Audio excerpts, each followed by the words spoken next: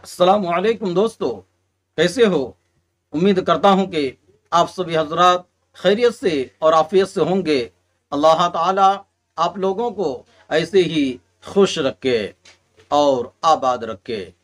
आज की बात है, आप अपनी मसरूफ ज़िंदगी से चंद मिनट निकाल कर के पूरा ज़रूर सुने।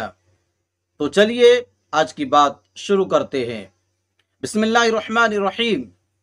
सलामती के साथ जन्नत में दाखिल होने का नबूवी नुस्खा। हज़रत अबू हुरैरा रज़ी अल्लाहु अन्हु ने एक मर्तबा हज़रत सल्लल्लाहु अलैहि वसल्लम से कहा, हुज़ूर, जब मैं आपको देखता हूँ मेरा जी खुश हो जाता है और मेरी आंखें ठंडी होती है।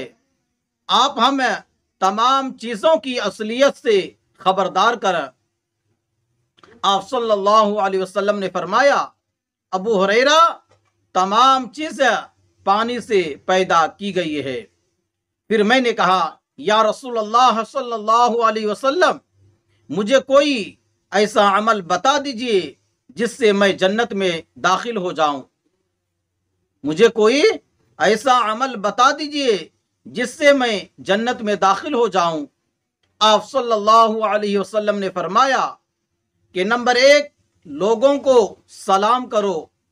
नंबर 2, खाना खिलाया करो। नंबर 3, सिला रहमी करते रहो।